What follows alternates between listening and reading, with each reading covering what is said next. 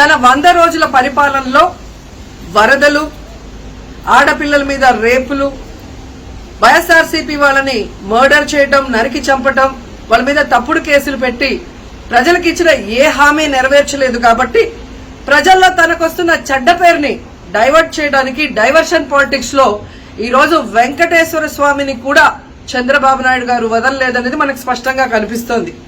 ఎందుకంటే ఆయనకి ఎప్పుడు అలవాటు, ఎప్పుడెప్పుడు ఆయనకి చెడ్డ పేరు వస్తుందో అప్పుడు ఏదో ఒక ఇష్యూని ఆయనే క్రియేట్ చేస్తాడు. దాన్ని తన వర్గీయులతో పబ్లిసిటీ చేయటం, దాని మీద డిస్కషన్ చేసి ఎదుటి వాళ్ళ మీద నిందలు వేయటం ఆయనకు అలవాటే.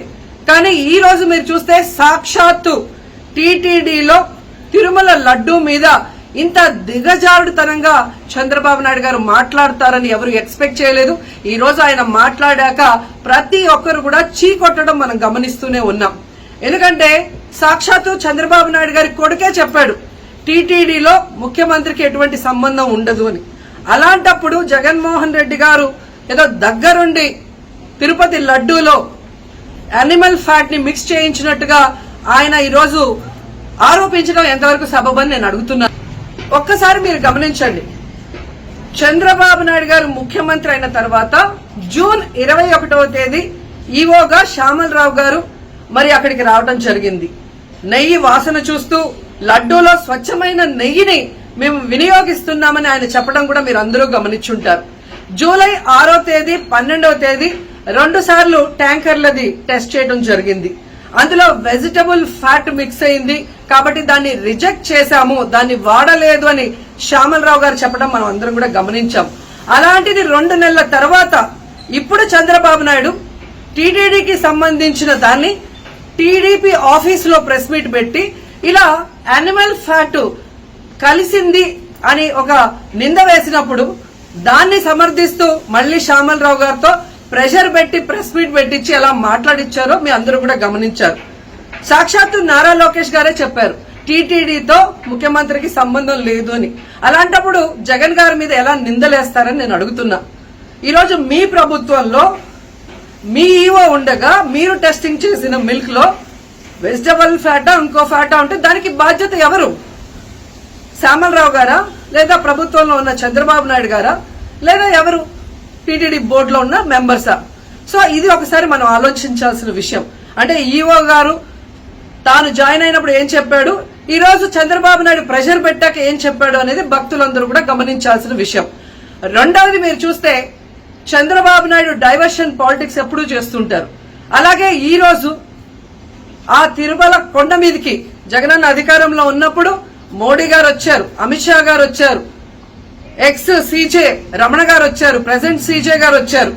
అంతెందుకు చంద్రబాబు నాయుడు ఫ్యామిలీతో సహా వెళ్లాడు, పవన్ కళ్యాణ్ గారు వెళ్లారు. లడ్డూలో ఏ మాత్రం రుచి తేడా ఉంటే ఆ రోజే వాళ్ళు కంప్లైంట్లు ఇచ్చి ఉంటారుగా, ఎందుకు కంప్లైంట్లు ఇవ్వలేదు?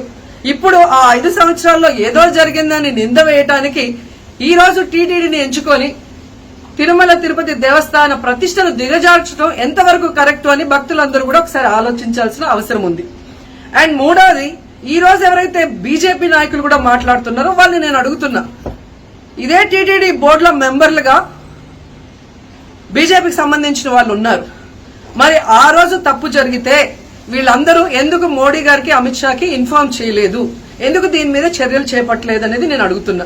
అలాగే ఈరోజు తెలుగుదేశం పార్టీ అధికార పార్టీలో ఉన్న వేమిరెడ్డి ప్రశాంతి గారు ఆ 5 సంవత్సరాల కాలంలో ఈ పర్చేసింగ్ కమిటీలో 5 సంవత్సరాలు ఉన్నారు. అలాగే ఇప్పుడు మంత్రిగా ఉన్న పార్థసారథి గారు కూడా పర్చేసింగ్ కమిటీలో ఉన్నారు. మరి వాళ్ళని విచారించండి, ఆ బోర్డు మెంబర్లందరినీ బయటకు వచ్చి మాట్లాడమని చెప్పండి, తప్పు జరిగిందా లేదా. ఈరోజు ఇంతమంది గొప్ప గొప్ప వాళ్ళు తిరుమలకు పోయి లడ్డు తిన్నా జరగని తప్పు వాళ్ళ పర్చేస్ కమిటీలో ఉన్న వాళ్ళు జనసేన పార్టీ తెలుగుదేశం పార్టీలో చేరిన వాళ్ళని మాట్లాడకుండా కేవలం జగన్ గారిని టార్గెట్ చేసి మాట్లాడటం చూస్తే రాజకీయ లబ్ధి కోసం తిరుమల పవిత్రను భ్రష్టు పట్టిస్తూ ఈరోజు చంద్రబాబు నాయుడు చేస్తున్న నీచ నికృష్ట రాజకీయాలు అందరూ కూడా గమనించి ఆ చంద్రబాబు నాయుడికి బుద్ధి చెప్పమని కోరుకుంటున్నా. ఇక ఫైనల్ గా తనను ఎవరూ నమ్మరు అనుకున్నప్పుడు పవన్ కళ్యాణ్ గారిని ఫ్రేమ్ లోకి తీసుకురావడం చూస్తున్నాం. ఇది కూడా మనం అందరూ కూడా గమనించాలి. ఎందుకంటే ప్రాయశ్చిత్త దీక్ష చేస్తున్నానని పవన్ కళ్యాణ్ అంటున్నారు. ప్రాయశ్చిత్త దీక్ష ఎవరు చేస్తారు? తప్పు చేసిన వాళ్ళు చేస్తారు. అంటే చంద్రబాబు నాయుడు తప్పు చేశాడు, ఇది అబద్ధం, ఈ లడ్డూలో కల్తీ జరగలేదు, ఇది నాకెక్కడొచ్చి ఆ పాపం చుట్టుకుంటుందన్న భయంతో పవన్ కళ్యాణ్ ప్రాయశ్చిత్త దీక్ష చేస్తున్నారనేది ఈ రోజు మాకు అందరికీ అర్థమవుతున్న విషయం. ఎందుకంటే ఈ రాష్ట్రంలో తిరుమల కొండ మీద 1000 కాళ్ల మండపాన్ని కొట్టేసింది చంద్రబాబు నాయుడు. దుర్గా గుడిలో క్షుద్ర పూజలు చేయించింది చంద్రబాబు నాయుడు. విజయవాడలో 25కు పైగా పవిత్రమైన దేవాలయాల్ని కూర్చింది చంద్రబాబు నాయుడు. పూజల్లో బూట్లు వేసుకొని పూజలు చేస్తూ అన్ని తొక్కేసింది చంద్రబాబు నాయుడు గారు. ఇలాంటి చంద్రబాబు నాయుడు కోసం ఎన్ని ప్రాయశ్చిత్త దీక్షలు చేసినా ఆయనైతే దేవుడు క్షమించడు, అలాగే హిందువులు కూడా చంద్రబాబు నాయుడిని క్షమించరు. ఆ పాపం నుంచి తప్పించుకోవడానికి పవన్ కళ్యాణ్ చేస్తున్న ఈ 11 రోజుల ప్రాయశ్చిత్త దీక్ష పవన్ కళ్యాణ్కి మాత్రమే పనికొస్తుంది.